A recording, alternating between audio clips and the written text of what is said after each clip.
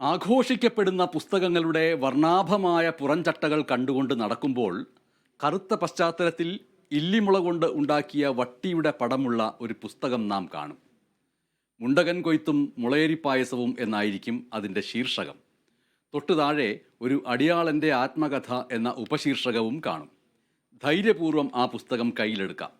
വായിച്ചു കഴിഞ്ഞിട്ട് വീട്ടിലെ കുട്ടികൾക്കും വായിക്കാൻ കൊടുക്കാം. നമ്മുടെ കേരളത്തിൽ ജാതിയാൽ ചവിട്ടിത്താഴ്ത്തപ്പെട്ട പറയ വിഭാഗത്തിൽപ്പെട്ട ഒരു കുട്ടി എങ്ങനെയാണ് പകലന്തിയോളം വട്ടിയും കുട്ടയും നെയ്തും ഇല്ലിമുളങ്കാടുകളിൽ ഈറ വെട്ടിയും പണിഞ്ഞും രാത്രി മുഴുവനും ഇരുന്ന് പഠിച്ച് സംസ്ഥാന സർക്കാരിൻ്റെ പ്രധാനപ്പെട്ട ഒരു വകുപ്പിലെ പ്രധാനപ്പെട്ട ഒരു പദവി വരെ ഉയർന്നത് എന്നതിൻ്റെ ചരിത്രം കൂടിയാണ് ഈ പറഞ്ഞ പുസ്തകം. മുണ്ടകൻ കൊയ്ത്തും മുളയരിപ്പായസവും, ഒരു അടിയാളൻ്റെ ആത്മകഥ. ഈ ആത്മകഥ എഴുതിയ ശ്രീ പി കെ മാധവനാണ് ഇന്ന് നമ്മോടൊപ്പമുള്ളത്. സ്വാഗതം ശ്രീ പി കെ മാധവൻ. ഈ പുസ്തകം കയ്യിലെടുക്കുമ്പോൾ വായനക്കാർ നേരെ വിചിത്രമായൊരു ലോകത്തേക്ക് എത്തപ്പെടുകയാണ്. എറണാകുളം പെരുമ്പാവൂരിലെ വളയഞ്ചിറങ്ങര എന്ന് പറയുന്ന ഈറ്റക്കാടുകൾ നിറഞ്ഞ ഗ്രാമവും അവിടെ പ്രകൃതിയെ സ്നേഹിച്ചും പ്രകൃതിക്കൊപ്പം പൊരുതിയും പകലന്തിയോളം പണിയെടുത്തിട്ട് ഒരു ഇറക്ക് കഞ്ഞിവെള്ളം മാത്രം ലഭിച്ച് പണിയെടുക്കേണ്ടി വന്നവരുടെ ചരിത്രം കൂടിയാണ് താങ്കളുടെ വംശത്തിൻ്റേത്. ഈ ഒരു പുസ്തക രചനയിലേക്ക് എങ്ങനെയാണ് താങ്കൾ എത്തിപ്പെട്ടത്? നമസ്കാരം. ആദ്യമേ തന്നെ ഈ പുസ്തകം പ്രകാശനം ചെയ്ത ശ്രീ ബെന്യാമിൻ, അദ്ദേഹത്തിന്റെ പുസ്തകം പ്രകാശനം ചെയ്തുകൊണ്ട് പ്രസംഗിച്ച ഒരു വാക്കിൽ തന്നെ ഞാൻ തുടങ്ങാം. ശ്രീ പി കെ മാധവന്റെ മുണ്ടകൻ കൊയ്ത്ത് മുളയരി പായസവും എന്ന പുസ്തകം യഥാർത്ഥത്തിൽ ഒരു ആത്മകഥ മാത്രമല്ല, അതൊരു ചരിത്രം കൂടിയാണ്. പാവപ്പെട്ടവന്റെ എളിയവന്റെ ചരിത്രമാണ് ആത്മകഥകൾ എന്ന് കഴിഞ്ഞ ദിവസം ഒരു പുസ്തകത്തിൽ ഞാൻ വായിക്കുകയുണ്ടായി. അവന്റെ കഥ മറ്റാരും പറയാനില്ലാത്തപ്പോൾ എന്റെ കഥ ഞാൻ തന്നെ പറയേണ്ടിയിരിക്കുന്നു എന്ന് പറയേണ്ടി വരുമ്പോൾ ഒരു മനുഷ്യൻ, എളിയവനായ ഒരുവൻ എഴുന്നേറ്റ് നിന്ന് അവന്റെ കഥ പറയുകയാണ് ചെയ്യുന്നത്. വിഖ്യാതയായ കറുത്ത വർഗക്കാരിയായ എഴുത്തുകാരിയായ മായാജലവ് പറയുന്നുണ്ട്, ഞാൻ ഒരു കറുത്ത പെൺകുട്ടിയുടെ കഥ വായിക്കാൻ ആഗ്രഹിച്ചു. ഞാൻ ഒരു കറുത്ത പെൺകുട്ടിയുടെ സുന്ദരിയായ മകളുടെ കഥ വായിക്കാൻ ഞാൻ വായിച്ച പുസ്തകങ്ങളാകെ തിരഞ്ഞിട്ട് ഞാനത് കണ്ടില്ല. അതുകൊണ്ട് ഞാനത് എഴുതുവാൻ തീരുമാനിച്ചു എന്ന്.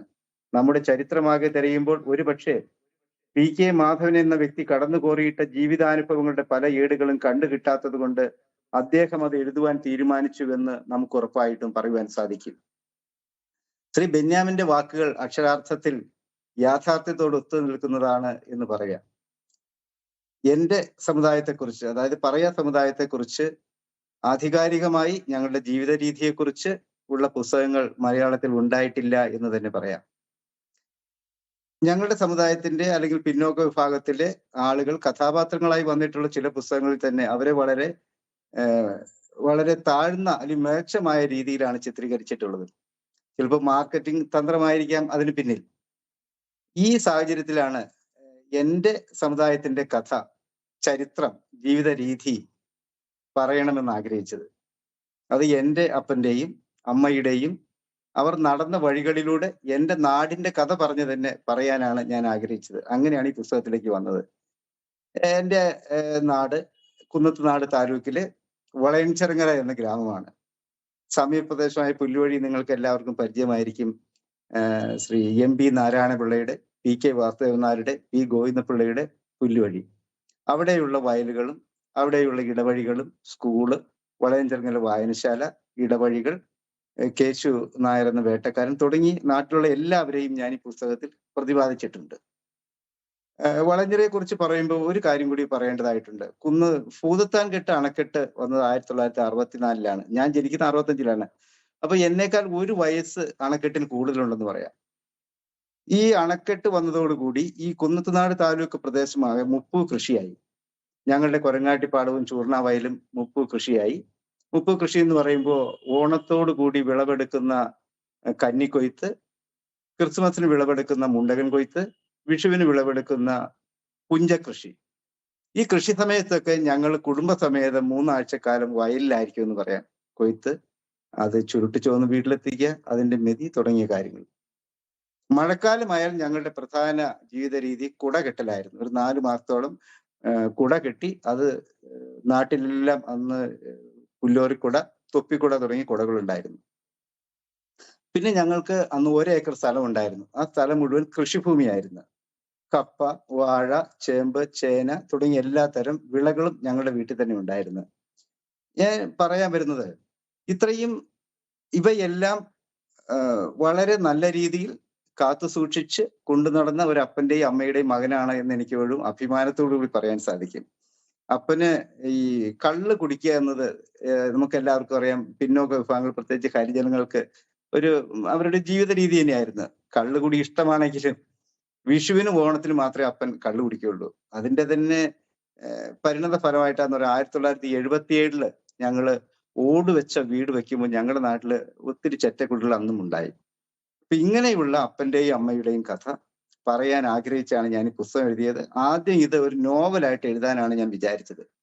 ഇപ്പൊ നോവലാകുമ്പോ പക്ഷെ ഞാൻ സ്നേഹിക്കുന്ന ഒത്തിരി പേരെ അപരനാമത്തില് എഴുതേണ്ടതായിട്ട് വരും. അതുകൊണ്ടാണ് ഞാൻ അത് ആത്മകഥയായിട്ട് എഴുതിയത്. അത് DC ബുക്സ് പ്രകാശിപ്പിച്ചു. ഏതൊക്കെ പ്രതിസന്ധികളിലൂടെയും അതേപോലെ തന്നെ ഏതൊക്കെ നന്മകളിലൂടെയും ഒക്കെയാണ് താങ്കളുടെ കുട്ടിക്കാലം ഈ വളയഞ്ചിറങ്ങര എന്ന ഗ്രാമത്തിലൂടെ മുന്നോട്ട് പോയത്? ആ സമയത്ത് അയിത്തം കൽപ്പിച്ച സമൂഹം പടിക്ക് പുറത്ത് നിർത്തിയ ഒരു ജനത പതുക്കെ പതുക്കെ അതിജീവനത്തിൻ്റെ വഴിയിലേക്ക് വരുന്ന ഒരു ഘട്ടത്തിലാണ് താങ്കളുടെ കുട്ടിക്കാലം, കൗമാരം, അതൊക്കെ പിന്നീട് യൗവനത്തിലേക്ക് മാറുന്നത്. അത് ഏത് രീതിയിലാണ് ഈ പുസ്തകത്തിൽ ഓർമ്മിക്കുന്നത്? ശരിക്കും അയിത്തം നാട്ടിൽ നിന്ന് മാറിയിരുന്നു. 1950 ഇപ്പൊ സ്വാതന്ത്ര്യത്തിന് ശേഷം അയിത്തം മാറിയിരുന്നു എന്ന് പറയാം. പക്ഷെ അയിത്തം മാറിയാലും അത് വ്യക്തികളുടെ മനസ്സിൽ നിന്ന് മാറിയിരുന്നില്ല. ഇപ്പൊ എനിക്കറിയാം, ഞങ്ങളുടെ സമീപ പ്രദേശങ്ങളിലുള്ള പല വീടുകളിലും ഞങ്ങള് ഈ കൊയ്ത്തെല്ലാം കഴിഞ്ഞ് ചെല്ലുമ്പോൾ പ്രത്യേകിച്ച് നായർ തറവാടുകളിൽ, ക്രിസ്ത്യൻ വീടുകളിലല്ല, ഒരു അവിടെ ഒരു വരാന്ത ഉണ്ടാവുമല്ലോ, വരാന്ത കോലറ എന്ന് പറയും, വരാന്തയിൽ ഇരുന്നാണ് ഞങ്ങൾ ആഹാരം കഴിച്ചിട്ടുള്ളത്. പിന്നെ സദ്യക്ക് ചെല്ലുമ്പോൾ ഞങ്ങൾക്കൊക്കെ പുറത്തേക്ക് കൊടുക്കുക എന്നൊരു ഏർപ്പാടുണ്ടാവും. സദ്യ എല്ലാം കഴിയുമ്പോൾ അന്ന് ആ ഡെസ്ക് മാറ്റിയിട്ടിട്ട് തറയിൽ ഇരുന്ന് അവസാനം കൊടുക്കുന്ന ഒരു ഏർപ്പാട് പുറത്തേക്ക് എടുക്കുക. അങ്ങനെ ഞങ്ങൾ ആഹാരം കഴിക്കാൻ വിധിക്കപ്പെട്ടവരായിരുന്നു. പക്ഷേ മറ്റു രീതിയിൽ നോക്കുമ്പോൾ ഇത്രയും ഒരു ഡിസ്ക്രിമിനേഷൻ നാടിന്റെ സ്വഭാവം അന്ന് 1970-കളിലെ ഒരു രീതിയായിരുന്നുവെങ്കിലും പ്രത്യക്ഷത്തില് ഞങ്ങളെ ജാതീയപരമായി അധിക്ഷേപിക്കുക, അങ്ങനെ ഒറ്റപ്പെടുത്തുക തുടങ്ങിയിട്ടുള്ള കാര്യങ്ങളൊന്നും നാട്ടിലുണ്ടായിട്ടില്ല. സ്കൂളിലും ഉണ്ടായിട്ടില്ല, പഠിക്കുമ്പോഴും ഉണ്ടായിട്ടില്ല. ഇതിലൊക്കെ പ്രധാനമായിട്ട് എനിക്ക് തോന്നുന്നു ഞങ്ങളുടെ വായനശാല, വളയഞ്ചിറങ്ങര VN കേശവപിള്ള സ്മാരക വായനശാല എന്നൊരു വായനശാല, അത് കേരളത്തിലെ ഏറ്റവും പ്രധാനപ്പെട്ട ഒരു ഗ്രന്ഥശാലയായി ഉയർന്നിട്ടുള്ളതാണ്. ആ വായനശാലയിലെ പ്രവർത്തനങ്ങള് ആ നാടിന്റെ പൊതു രീതികളെല്ലാം കൊണ്ടും അങ്ങനെ ഒറ്റപ്പെട്ടവരായി മാറ്റി നിർത്തുന്ന ഒരു ഇത് പ്രത്യക്ഷത്തിൽ ഉണ്ടായിട്ടില്ല. പക്ഷെ അനുഭവത്തിൽ ഇങ്ങനെ ചില ഇൻസിഡന്റ് പറയാൻ സാധിക്കുമെന്ന് മാത്രമേ ഉള്ളൂ. ഒരു ഗ്രാമത്തെ സംബന്ധിച്ചിട്ട് ആ ഗ്രാമത്തെ കാത്ത് രക്ഷിക്കുന്ന, കാത്ത് സൂക്ഷിക്കുന്ന പുരോഗമന സ്വഭാവമുള്ള ഒരു വായനശാല എന്ന് പറയുന്നത് അവിടുത്തെ ഏറ്റവും ചെറുപ്പക്കാരെ സംബന്ധിച്ചിട്ടും കൗമാരക്കാരെ സംബന്ധിച്ചിട്ടും അവരുടെ ജീവിതത്തെ പടുത്തുയർത്തുന്നതിലും ഒപ്പം നിൽക്കുന്നതുമായിട്ടുള്ള വലിയൊരു സഹയാത്രികൻ്റെ സ്ഥാനം വഹിക്കുന്നു. ആ അർത്ഥത്തിൽ ഒരു പക്ഷേ താങ്കളുടെയും താങ്കളുടെ സമുദായത്തിൻ്റെയും ജീവിതത്തെ ഏതെങ്കിലും തരത്തിൽ അടിച്ചു താഴ്ത്തണമെന്ന് ആരെങ്കിലും വിചാരിച്ചിട്ടുണ്ടെങ്കിൽ ആ വിചാരത്തെ ഇല്ലാതാക്കുന്ന രീതിയിൽ വലിയ ഒരു ഉയരത്തിൽ നിന്നുകൊണ്ട് താങ്കളുടെ കൂടെ നിൽക്കാൻ വായനശാലയ്ക്ക് കഴിഞ്ഞു എന്നുള്ളത് ഏറ്റവും പ്രധാനപ്പെട്ട കാര്യമാണ്. ഈ പുസ്തകത്തിൻ്റെ പല ഭാഗങ്ങളിലും പല താളുകളിലും ആ വായനശാലയിലേക്ക് ആദ്യമായിട്ട് കയറി ചെല്ലുന്ന നിമിഷത്തെക്കുറിച്ച്, ആദ്യമായി എടുക്കുന്ന പുസ്തകത്തെക്കുറിച്ച്, പിന്നീട് നിരന്തരമായി എടുത്ത് വായിച്ച പുസ്തകങ്ങളെക്കുറിച്ചൊക്കെ താങ്കൾ സൂചിപ്പിക്കുകയും ചെയ്യുന്നുണ്ട്. അതൊരു ഭാഗത്ത് നിൽക്കെ തന്നെ താങ്കളുടെ അച്ഛനും അമ്മയ്ക്കുമാണ് ഒരർത്ഥത്തിൽ ഈ പുസ്തകം താങ്കൾ സമർപ്പിച്ചിട്ടുള്ളത്. അച്ഛനെ സംബന്ധിച്ചിട്ട് പറയുന്ന ഒരു ഭാഗത്ത് ഇല്ലിമുളം കാടുകളിലാണല്ലോ താങ്കളുടെ കുട്ടിക്കാലം, താങ്കളുടെ അച്ഛൻ്റെയും അമ്മയുടെയൊക്കെ ജീവിതത്തിൻ്റെ ഏറ്റവും കൂടുതൽ ഭാഗമുണ്ടായിട്ടുള്ളത്, അധ്വാനത്തിൻ്റെ ഒരു വശം എന്നുള്ള നിലയ്ക്ക്. അതിൽ അച്ഛൻ്റെ കാഴ്ച നഷ്ടപ്പെടുന്ന രീതിയിലേക്ക് ആ പ്രകൃതിയോട് ഇടചേർന്നുള്ള പ്രവർത്തനങ്ങളിൽ കണ്ണിൻ്റെ കാഴ്ച പോയതിനെക്കുറിച്ചൊക്കെ താങ്കൾ വിവരിക്കുന്ന ഭാഗം അത് വളരെ പ്രധാനപ്പെട്ടതാണ്. അത് എഴുതുന്ന സമയത്ത് എന്തായിരുന്നു മനസ്സിലെ വിചാരങ്ങൾ? എൻ്റെ ഈ പുസ്തകത്തിന്റെ തലക്കെട്ട് തന്നെ മുണ്ടകൻ കൊയ്ത്ത് മുളയരി പായസവും ആ പേരിന് അന്വർത്ഥമായിരുന്നു അച്ഛന്റെ, അല്ലെങ്കിൽ അച്ഛന്റെ ഈ ജീവിതവുമായി ബന്ധപ്പെട്ട് തന്നെയാണ് ഞാൻ ഈ പുസ്തകത്തിന് പേര് കൊടുത്തത്. അന്ന് ഇല്ലിക്കാടുകൾ അല്ലെങ്കിൽ ഇല്ലിമുള്ള എന്ന് പറയുന്നത് നാട്ടിലെ സാധാരണക്കാരുടെ അധകൃത വിഭാഗങ്ങളുടെ ജീവിത വൃത്ത തന്നെയായിരുന്നു എന്ന് പറയാം. എല്ലാ വീടുകളും പുരയിടങ്ങൾ മുഴുവൻ ഇല്ലി മുള്ളുകൊണ്ടുകളാണ് വേർതിരിച്ചത്. നമ്മള് വീട്ടിലെ ഗേറ്റ് എന്ന് പറയുന്നത് കടമ്പ എന്ന് പറയും. അതുപോലെ നമ്മള് ഇല്ലി മുള്ളുകൊണ്ടാണ് വെച്ചിട്ടുള്ളത്. ഈ ഇല്ലി മുള്ള് വെട്ടിയെടുക്കുക എന്നത് വളരെ ദുഷ്കരമായ ഒരു പ്രവൃത്തിയാണ്. അതിന്റെ ഇല്ലിയുടെ അടുത്ത് ചെന്ന് അതിന്റെ അടിക്കാടുകൾ വെട്ടിത്തെളിച്ച് ഇല്ലിയുടെ മുകളിൽ വരെ മുള്ള് വെട്ടി വെട്ടി ചെന്ന് വേണം ആ ഇല്ലി വെട്ടിയെടുക്കാൻ വേണ്ടിയിട്ട്. ആ മുള്ള് കൊണ്ടാണ് അന്ന് വേലികൾ ഉണ്ടാക്കിയിട്ടുള്ളത്. നാട്ടിലെ ഈ ജോലി അറിയാവുന്ന വളരെ ചുരുക്കം പേരെ ഉണ്ടായിട്ടുള്ളൂ. അതിലൊന്നായിരുന്നു എന്റെ അച്ഛൻ. അപ്പൊ അച്ഛനിങ്ങനെ ഞാൻ കാണുന്ന അച്ഛന് ഒരു കണ്ണ് മാത്രമേ ഉണ്ടായിട്ടുള്ളൂ. അന്നൊക്കെ ഇന്നത്തെ കൂട്ട് നമ്മൾ കൂളിംഗ് ഗ്ലാസ് വെക്കുന്ന സ്വഭാവമൊന്നും ഇല്ലല്ലോ. അപ്പൊ അതേക്കുറിച്ച് അച്ഛൻ പറഞ്ഞു കേട്ടിട്ടുള്ള കാര്യം, രാവിലെ പണിക്ക് പോയത് അടുത്ത വീട്ടില് അടുത്ത വീട്ടിൽ വേലി കെട്ടാൻ വേണ്ടി ഇല്ലിമുള്ള് വെട്ടാൻ വേണ്ടിയാ പോയത്. ഇല്ലിമുള്ള് വെട്ടാൻ വേണ്ടി അടിക്കാട് വെട്ടി മുളയുടെ മുകളിൽ കയറിയപ്പോൾ ഒരു മുള്ള് തറച്ച് അച്ഛന്റെ ഇടത് കണ്ണ് പൊട്ടിപ്പോയി. ആ അപ്പോ അതിന്റെ മുകളിൽ നിന്നുകൊണ്ട് തന്നെ ബാക്കി നമുക്ക് ഊഹിക്കാൻ പറ്റും. അന്നത്തെ കാലത്ത് ഒരു ചെറുപ്പക്കാരൻ ഇല്ലിയുടെ മുകളിൽ ഒരു കണ്ണ് പൊട്ടി നിൽക്കുമ്പോൾ അദ്ദേഹം താഴേക്ക് ഇറങ്ങി, കണ്ണ് പൊത്തി താഴേക്ക് ഇറങ്ങി ആരൊക്കെയോ കൂടി എറണാകുളത്ത് ജനറൽ ആശുപത്രിയിൽ എത്തിച്ചു.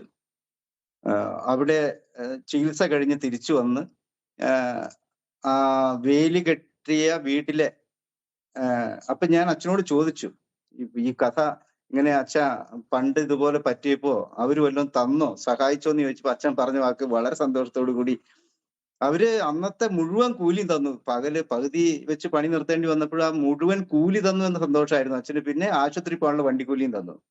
ഇതാണ് അന്ന് ചെയ്തിട്ടുള്ളത്. ഈ കാര്യമൊക്കെ ഇപ്പോഴത്തെ നാടുമായിട്ട് കമ്പയർ ചെയ്യുമ്പോൾ അന്നുള്ള വ്യത്യാസം മനസ്സിലാക്കുകയാണ്. ആത്മാർത്ഥമായി പണിയുന്ന ഒരാളുടെ മനസ്സിലെ സന്തോഷം. ഈ അബദ്ധം പറ്റിയത് അദ്ദേഹത്തിന്റെ അതിന് കുഴപ്പമാണെന്ന് കുറ്റബോധം പോലും അച്ഛനുണ്ടെന്ന് തോന്നിയിട്ടുണ്ട്, അല്ല അപ്പന് ഇതിൽ നിന്നും. ിലായിരുന്നു താങ്കളുടെയും താങ്കളുടെ കുടുംബത്തിൻ്റെയും താങ്കളുടെ സമുദായത്തിൻ്റെയും എല്ലാ പ്രവർത്തനവും. ഗാനങ്ങളിലൊക്കെ ഇല്ലിമുളങ്കാടുകളിൽ ലല്ലലെല്ലാം പാടി വരും തെന്നലെ എന്ന് നമ്മൾ സന്തോഷത്തോടുകൂടി പാടുന്നുണ്ടെങ്കിലും ഇല്ലിമുളങ്കാടുകൾക്ക് അടുത്തേക്ക് ചെല്ലുക എന്ന് പറയുന്നത് ഇല്ലികൾ പൂക്കുന്ന സമയത്ത് കാണാൻ ഭംഗിയുണ്ടെങ്കിലും അതിൻ്റെ അടുത്തേക്ക് ചെല്ലുക എന്ന് പറയുന്നത് ശരീരം മുഴുവൻ മുറിവുണ്ടാക്കുന്ന ഒരു പ്രക്രിയയാണല്ലേ?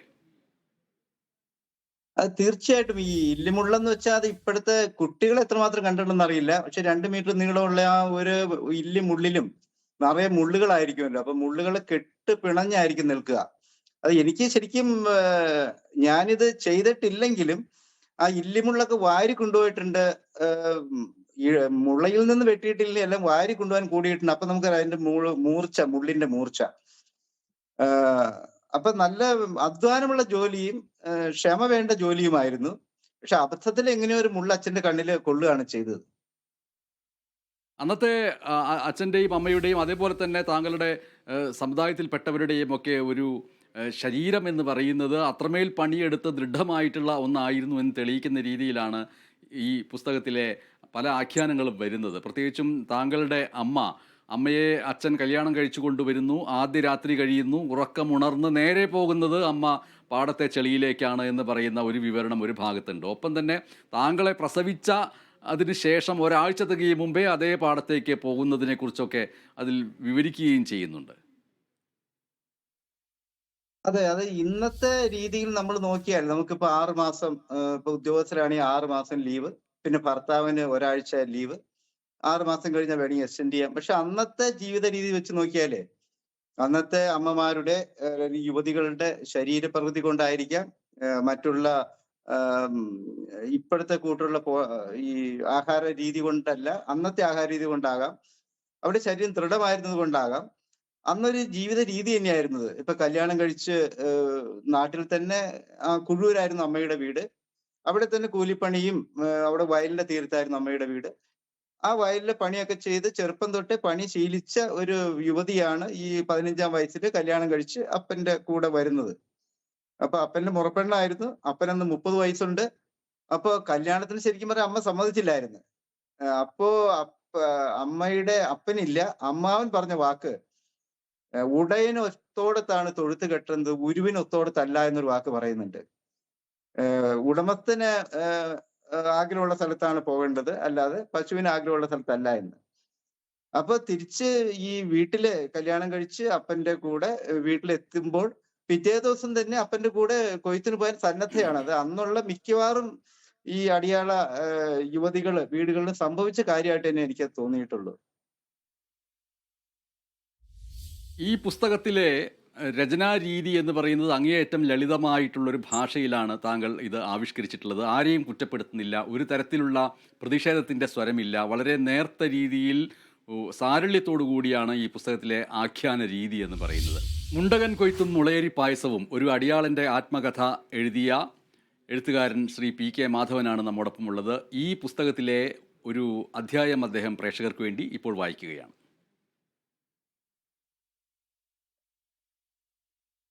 ഈ പുസ്തകത്തിലെ അന്നൊരു സംക്രാന്തിയിൽ എന്നൊരു അധ്യായത്തിന്റെ ഏതാനും പാരഗ്രാഫ് ഞാൻ വായിക്കാം. 1970-കളില് അന്ന് എനിക്ക് 7 വയസ്സുള്ളപ്പോ ഉള്ള ഓർമ്മയാണ്. പുഞ്ചക്കൊയ്ത്ത് കഴിഞ്ഞ പാടങ്ങൾ അടുത്ത കൃഷിക്കായി കാത്തുകിടന്നു. മാലികൾ വരണ്ടു കിടന്നു.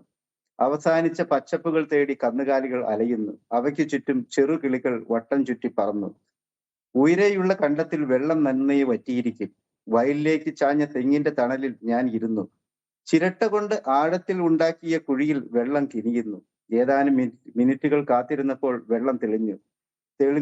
തെളിനീരിൽ മുഖവും കയ്യും കഴുകി. ദൂരെ മേഞ്ഞു നടന്ന പശുവിന്റെ അടുത്തു നിന്നും കുഞ്ഞു കിടാവ് എന്റെ അടുത്തേക്ക് ഓടി വന്നു. ചിരട്ട കൊണ്ട് ഇത്തിരി വെള്ളം മുക്കിയെടുത്ത് അതിന്റെ ദേഹത്തേക്ക് ഒഴിച്ചു. അത് ദേഹം കുടഞ്ഞുകൊണ്ട് പശുവിനടുത്തേക്ക് പോയി. തെങ്ങിന്റെ നിഴലിന് നീളം കൂടുന്നു. അത് നടുത്തോടിന്റെ അടുത്തുവരെയായി. 4 മണിയാകാറായി. ഞാൻ മനക്കണക്ക് നോക്കി. പശുവിന്റെ വയർ നിറഞ്ഞിട്ടുണ്ട്. അതിന്റെ കയറിൽ പിടിച്ച് ഞാൻ വീട്ടിലേക്ക് നടന്നു. കിടാവും പിന്നാലെയുണ്ട്. ഇന്നലെ കുഴിച്ച കുഴിയിൽ തെളിവെള്ളം കെട്ടിക്കിടക്കുന്നു. ദൂരെ എവിടെ നിന്നോ വിഷുപക്ഷിയുടെ സംഗീതം. പാടത്തിന്റെ കരയിൽ നിൽക്കുന്ന കണിക്കൊന്നകൾ നിറയെ പൂക്കൾ വിടർന്നിരിക്കുന്നു. ഇത് ഈ പുസ്തകത്തിൽ ഇങ്ങനെ വായിച്ച് പോകുമ്പോൾ നമ്മൾ ഒരു അധ്യായത്തിൻ്റെ ശീർഷകം തന്നെ ഞുർണി മെറ്റിയോ എന്നാണ്. ഞുർണി മെറ്റിയോ എന്ന് പറഞ്ഞാൽ കഞ്ഞി കുടിക്കാറായോ എന്നാണ് ഞാൻ മനസ്സിലാക്കുന്നത്. പറയ ഭാഷയെക്കുറിച്ചിട്ട് ഇതിൽ വലിയ ഒരു പരാമർശവും സൂചിപ്പിക്കുന്നുണ്ട്. പ്രത്യേകിച്ചും അരികുവൽക്കരിക്കപ്പെടുന്നവരുടെയും അധകൃതരുടെയും ഒക്കെ ഭാഷകൾ ഇല്ലാതാക്കപ്പെടുന്നു, പൂർണ്ണമായും ഇല്ലാതാക്കപ്പെടുന്നു എന്ന് മാത്രമല്ല, നമ്മുടെ രാജ്യത്ത് ഒരൊറ്റ ഭാഷ മാത്രം മതി, ഒരൊറ്റ ഭാഷ ഒരൊറ്റ ദേശം എന്നുള്ള രീതിയിലേക്ക് കാര്യങ്ങൾ പോകുന്ന ഒരു സമയത്താണ് താങ്കൾ പറയ സമുദായത്തിൻ്റേത് മാത്രമായിട്ടുള്ള ഭാഷയെക്കുറിച്ചിട്ട് ഉത്കണ്ഠപ്പെടുകയും അതിനെക്കുറിച്ച് പ്രതീക്ഷ വയ്ക്കേണ്ടതുണ്ട് എന്ന് വിചാരപ്പെടുകയും ചെയ്യുന്ന ഒരു അധ്യായം എഴുതിയിരിക്കുന്നത്. ഇപ്പോൾ ഞുർണി മെറ്റിയോ എന്ന് പറഞ്ഞാൽ കഞ്ഞി കുടിച്ചോ എന്നാണെന്നാണ് ഞാൻ മനസ്സിലാക്കുന്നത്. അതേപോലെ പറയ ഭാഷയിൽ ഇനിയും ഉള്ള വാക്കുകൾ ഏതൊക്കെയാണ്? ആ ഭാഷ ഇനി നിലനിൽക്കാൻ സാധ്യതയുണ്ടോ? അല്ല, അതേക്കുറിച്ച് പറയുമ്പോൾ ഒരു കാര്യം കൂടി സൂചിപ്പിക്കേണ്ടതായിട്ടുണ്ട്. ഞങ്ങളുടെ സമുദായം എന്ന് പറഞ്ഞാല് ഈ ചാതുർവർണ്ണത്തിന്റെ പുറത്തുള്ള സമുദായമായിരുന്നു. ചാതുർവർണ്ണം നമുക്ക് എല്ലാവർക്കും അറിയാം, പ്രത്യേകിച്ച് പരിചയപ്പെടുത്തേണ്ട കാര്യമില്ല. ബ്രാഹ്മണൻ, ക്ഷത്രിയൻ, വൈശ്യൻ, ശൂദ്രൻ എന്നീ ഹിന്ദു വിഭാഗങ്ങളിലുള്ള ജാതി വിഭാഗങ്ങൾക്ക് പുറത്തുള്ള ജാതിയായിരുന്നു ഞങ്ങളുടെ അടിയാളന്മാരെന്നും അധകൃതരെന്നും വിളിച്ചിരുന്നത്. പണ്ട് ഞങ്ങളെയൊക്കെ അടിമ വർഗമായിട്ടാണ് കരുതിയിരുന്നത്. അടിമകളായി മാർക്കറ്റിൽ നിന്നും ഞങ്ങളെ വിളിച്ചു കൊണ്ടുപോകും. ആ കാലാവധി വരെ ആ മുതലാളിയുടെ ആ ജന്മിയുടെ കൂടെ കഴിയണം. അപ്പൊ അന്നെല്ലാം പരസ്പരം ആശയവിനിമയം നടത്താൻ വേണ്ടിയിട്ട് ഞങ്ങളുടെ ഉള്ളിൽ തന്നെ ഉരുത്തിരിഞ്ഞ ഭാഷയായിരുന്നു ഞങ്ങളുടെ ഈ നാട്ടുഭാഷ. അപ്പൊ ഈ ഭാഷയിൽ അങ്ങോട്ടും കൂടെ ആശയവിനിമയം നടത്തുമ്പോൾ മറ്റുള്ളവർക്ക് മനസ്സിലാകില്ല. ഇത്രയും മഹത്തായ ഒരു ഭാഷയായിരുന്നു. എന്റെ ചെറുപ്പത്തിലെല്ലാം ഇപ്പോഴും ചില കോളനി പ്രദേശങ്ങളിൽ ഈ ഭാഷ സംസാരിക്കുന്നുണ്ട്. എന്റെ ചെറുപ്പകാലത്തൊക്കെ വീട്ടില് പരസ്പര സംഭാഷണമല്ല, പക്ഷെ പല സമയത്തും ഈ ഭാഷ സംസാരിക്കുമായിരുന്നു. ഇപ്പോ ഞാൻ താങ്കളുടെ സമുദായത്തിൽപ്പെട്ടവരെ അനീതി കാണിച്ചുകൊണ്ട് മറ്റുള്ളവരാരെങ്കിലും ആക്രമിക്കാനോ മറ്റോ വരികയാണെങ്കിൽ അവരെ എങ്ങനെ എതിരിടണം എന്നൊക്കെ പറയാൻ വേണ്ടി കൂടി ഈ ഒരു ഭാഷ ഉപയോഗിച്ചു അല്ലേ? തീർച്ചയായിട്ടും. ഇപ്പൊ പോലീസിനെ നമ്മൾ പൂണി എന്ന് പറയാ. പോലീസിന് പൂണി എന്ന് പറയും. ഇങ്ങനെ ഞാൻ കുറെ വാക്കുകൾ ഇതിലെഴുതി. ഞാൻ ഓർമ്മയുള്ള കുറെ വാക്കുകൾ എന്റെ ചേട്ടത്തിയമ്മയോട് ചോദിച്ച് കുറെ വാക്കുകൾ, ഒരു 10-30 വാക്കുകൾ ഞാൻ ഇപ്പൊ കണ്ടെത്തി. പൂണി എന്ന് വെച്ചാൽ പോലീസാണ്. ഇപ്പൊ പോലീസ് വരുന്നു എന്ന് വെച്ചാൽ പൂണി വാക്കണു എന്ന് പറയും. പോലീസ് വരുന്നു, അങ്ങനെ കുറെ വാക്കുകളുണ്ട്. ഇപ്പൊ പൂണി വാക്കണു, ഓടിപ്പോയിക്കോ എന്നുള്ള രീതിയിൽ നമുക്ക് പറയാം. അതേപോലെ അങ്ങനെയുള്ള വാക്കുകൾ ഇതിൽ എഴുതിയിട്ട് എനിക്ക് മൊത്തം ഓർമ്മിക്കാൻ സാധിക്കുന്നില്ല. സംഭാഷണ രീതി എന്താണ്, വാക്കുകൾ ഓർമ്മയുണ്ടെങ്കിലും. അപ്പൊ ഈ ഭാഷ ഇനി എന്റെ ഒരു ആഗ്രഹം എന്താണെന്ന് വെച്ചാല് ഇപ്പൊ കൊങ്ങിണി ഭാഷ, മറ്റുള്ള ഒത്തിരി ഭാഷകൾ നമ്മൾ രേഖപ്പെടുത്തി വെച്ചിട്ടുണ്ട്. ഞങ്ങളുടെ ഈ ഭാഷ ഒരിടത്തും രേഖപ്പെടുത്തി വെച്ചിട്ടില്ല. അപ്പൊ ഇനി സമയം കിട്ടുമ്പോൾ, സമയം ഒത്തുവരുമ്പോൾ ഈ ഭാഷ എല്ലാം, ഈ അങ്ങനെ നഷ്ടപ്പെട്ട ഈ ഭാഷ രേഖപ്പെടുത്തി വെക്കേണ്ടതുണ്ട് തീർച്ചയായിട്ടും. ആഗ്രഹം. ശ്രീ പി കെ മാധവൻ, താങ്കൾ ഈ സമുദായത്തിൽ നിന്ന് അതിനിടയിലെ കഷ്ടപ്പാടുകൾക്കിടയിൽ നിന്നും താങ്കളുടെ ഒരു കുടുംബ ഭദ്രതയുണ്ടായിരുന്നു. അച്ഛനെക്കുറിച്ച് പറഞ്ഞു, സാമ്പത്തികമായിട്ട് ഉന്നമനം ഉണ്ടാവണമെന്ന് ആഗ്രഹിച്ചുകൊണ്ട് കഠിനാധ്വാനം ചെയ്തു, മറ്റ് ദുശീലങ്ങളിലേക്കൊന്നും പോയില്ല. ആ സമയത്ത് സമുദായത്തിൻ്റെ പൊതുശീലങ്ങളായിട്ടുള്ള മദ്യപാനത്തിലേക്കൊന്നും പോവാതെ കണ്ട് വലിയ രീതിയിലുള്ള ഉയർച്ചകളിലേക്ക് താങ്കളെ കൊണ്ടുപോയി വിദ്യാഭ്യാസം നൽകി. ഏത് അറ്റം വരെ എത്തി? താങ്കൾ വിരമിച്ചത് ഏത് പദവിയിൽ ഇരുന്നു കൊണ്ടാണ്? ഞാൻ വ്യാവസായിക പരിശീലന വകുപ്പ്, നമ്മൾ ITകൾ എന്ന് പറയും, കേരളത്തിൽ 105 സർക്കാർ IT ഉണ്ട്. ആ വകുപ്പിലെ അഡീഷണൽ ഡയറക്ടർ ആയിരുന്നു. ഇൻസ്ട്രക്ടർ ആയിട്ടാണ് സർവീസിൽ കയറിയത്.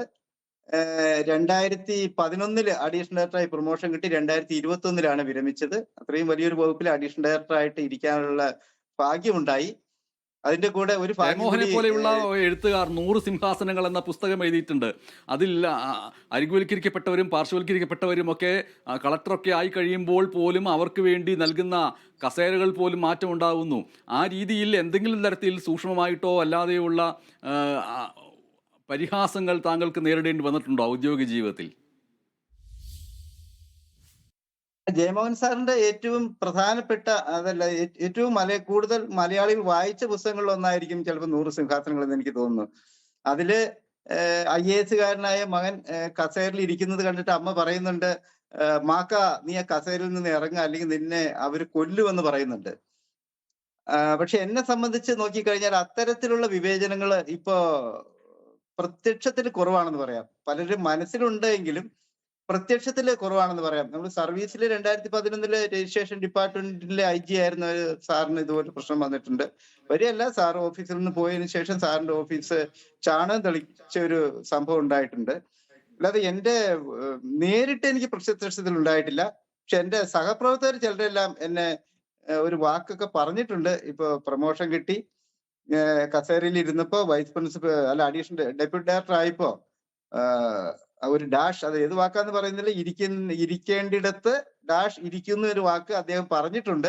പക്ഷെ അത് ഞാൻ പുസ്തകത്തിൽ അങ്ങനെ ഒരു റയർ ഇൻസിഡന്റ് ആയതുകൊണ്ട് എനിക്കത് ഇതായിട്ട് പറയാൻ സാധിക്കില്ല. പൊതുവെ നല്ല സമീപനമായിരുന്നു എല്ലാവരുടെ ഭാഗത്തു നിന്നും. അതെ, അത് വളരെ പ്രധാനപ്പെട്ട ഒരു ചരിത്ര മാറ്റമാണ്. 100 സിംഹാസനങ്ങളിൽ ആ പറയുന്ന രീതിയിൽ ഇരിക്കരുത്, ഇരുന്നാൽ നിന്നെ കൊല്ലുമെന്ന അവസ്ഥ തിരിച്ചറിഞ്ഞിരുന്നു. ഇപ്പോൾ അങ്ങനെയില്ല. അത്യാവശ്യം ഒരു ഡാഷ് ഇരിക്കേണ്ടടുത്ത് ഡാഷ് ഇരുന്നു എന്നുള്ള വാക്ക് വരുന്നു. അതിനെപ്പോലും നമ്മൾ എതിർക്കേണ്ടതുണ്ട്. പക്ഷേ ഇനിയുള്ള നാളുകളിൽ അത്തരത്തിലുള്ള വിവേചനങ്ങൾ കുറഞ്ഞു വരട്ടെ എന്നുള്ള പ്രതീക്ഷയാണ് ഈ ഒരു പുസ്തകം കയ്യിലെടുത്ത് വായിക്കുമ്പോൾ നമ്മൾക്ക് ഉണ്ടാകേണ്ടത്. ഏത് രീതിയിലാണ് എല്ലാ പ്രതികൂല സാഹചര്യങ്ങളെയും അതിജീവിച്ചുകൊണ്ട്, അത് പ്രത്യേകിച്ചും ഇന്ത്യ പോലെ ഒരു രാജ്യത്ത് ചാതുർവർണ്ണയത്തിൻ്റെ എല്ലാ തരത്തിലുള്ള ഭീകരതകളും ഇപ്പോഴും പല രീതിയിലും തുടർന്നുകൊണ്ടിരിക്കുന്ന ഒരിടത്ത് അതിൻ്റെ പുറത്തു നിൽക്കുന്ന അരികുവൽക്കരിക്കപ്പെട്ട ഒരു സമുദായത്തിലെ വ്യക്തി ഏറ്റവും ഉയർന്ന പദവിയിലേക്ക് കഠിനാധ്വാനം കൊണ്ട് ഉയർന്നു വന്നു എന്നതിൻ്റെ സാക്ഷ്യമാണ് ഈ പുസ്തകം എന്ന് പറയുന്നത്. ഇത് DC ബുക്സ് ആണ് പ്രസിദ്ധീകരിച്ചിരിക്കുന്നത്. മുണ്ടകൻ കൊയ്ത്തും മുളയരി പായസവും പി കെ മാധവൻ എഴുതിയ ഈ പുസ്തകത്തിൻ്റെ വില 360 രൂപയാണ്. DC ബുക്സിൽ നിന്ന് ഈ പുസ്തകം പ്രേക്ഷകർക്ക് വായിക്കാൻ കഴിയും. പി കെ മാധവൻ ഇപ്പോൾ ഒരു വലിയ യാത്ര കഴിഞ്ഞു വന്നിരിക്കുകയാണ്. അംബേദ്കറുടെ, ഭരണഘടനാ ശില്പിയായ BR അംബേദ്കറുടെ നാട്ടിലേക്ക് യാത്ര പോയി. അവിടെ അദ്ദേഹം ജനിച്ചു വളർന്ന ഇടങ്ങൾ കണ്ടു, അദ്ദേഹത്തിൻ്റെ വായനശാല കണ്ടു, മറ്റ് ഇടങ്ങളെ കണ്ടു. അതെല്ലാം കണ്ടതിന് ശേഷം അത് ഒരു പുസ്തകമായി മാറുമെന്ന് നമ്മൾ പ്രതീക്ഷിക്കുകയാണ്. ആ പുസ്തക രചനയ്ക്ക് കൂടി മുൻകൂർ ആശംസകൾ നൽകുന്നു ശ്രീ പി കെ മാധവൻ. ശരിയാണ്. ഞാനൊരു യാത്ര കഴിഞ്ഞ് വന്നിരിക്കുകയാണ്. യാത്ര കഴിഞ്ഞുള്ള യാത്ര തുടങ്ങിയിട്ടേ ഉള്ളൂ. ഇനി അംബേദ്കർ ജനിച്ച, നടന്ന കുറെ നാടുകളിൽ കൂടി പോകണം. ആ ഒരു യാത്രാ വിവരണം എഴുതണമെന്നാണ് ആഗ്രഹം. വളരെ സന്തോഷം, ഈ അവസരം കിട്ടിയതിന് വളരെ സന്തോഷം. നന്ദി പറയുന്നു. വളരെ സന്തോഷം.